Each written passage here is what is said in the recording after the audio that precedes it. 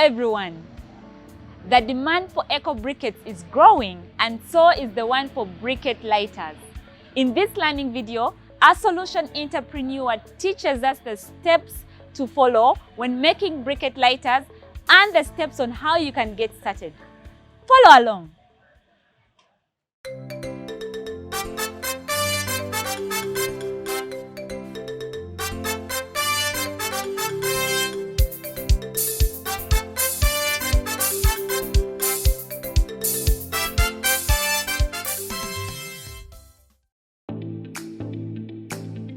Nanonye emirimu emyaka 3 nga ndi ku street ng'emirimu tegirabika nintandika okunoonyereza biki bye nyinza okukola nga nze ng'omuntu.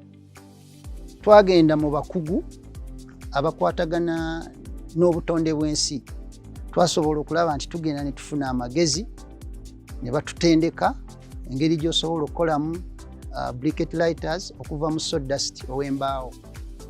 Amanya gange nze Abdulatif Sendagire, ndi wano ne patana wange akulembera ebyenjigiriza ye Head of Production and Social Development mu kuyiga emirimu gy'emikono ye Abdukarim Mukuye, era nga agenda obatwala mu session ey'okukola briquette lighters. Akaveera omuntu akakumisa essigiri naye kavaako omukka omubi ogulina effect gye tuli. Naye kano ka briquette lighters ofuna akantu katono nnyo ka piece, kantu kamu ka stick kamu kasobola okukola 4 days.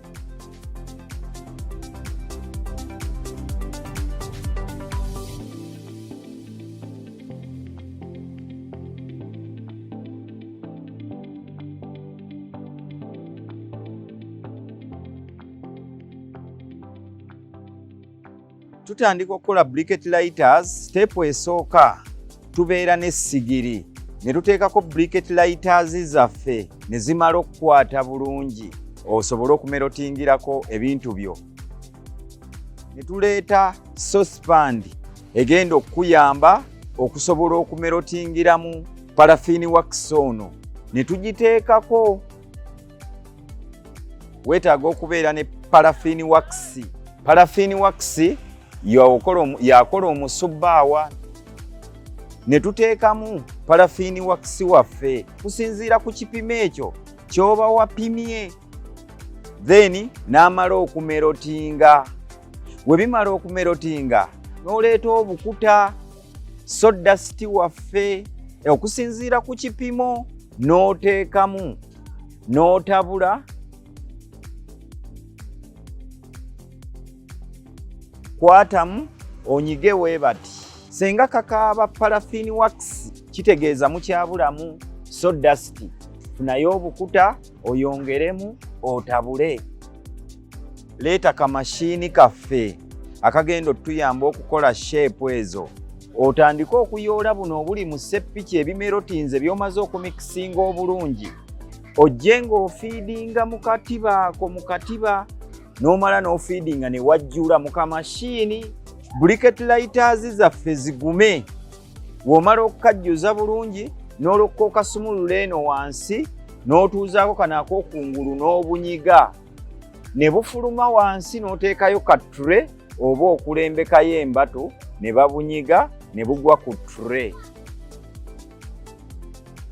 Buteekeko wabbali busooke buyitemu empewo, toteeka mu musana wazira mu kawewo mu nju wali.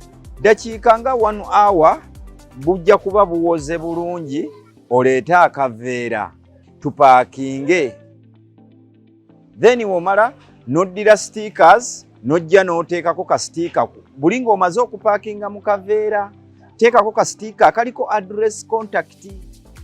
Tupaakinga pieces 6 n'otunda wakati wa 1000 ku 1500.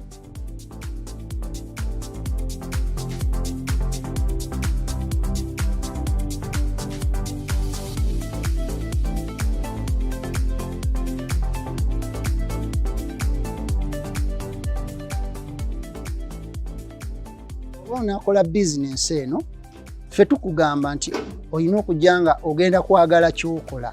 You love what you do. Buli w'otayagala ky'okola tosobola kusasiringa mu bizinensi yo.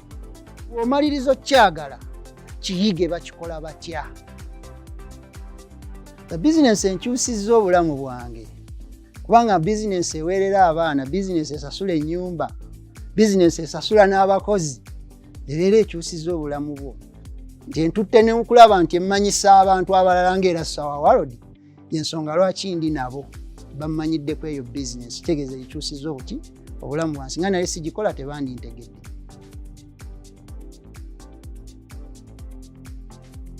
Making briquette lighters is not only a simple skill, but also environmentally friendly, as it allows you to repurpose waste materials into something useful.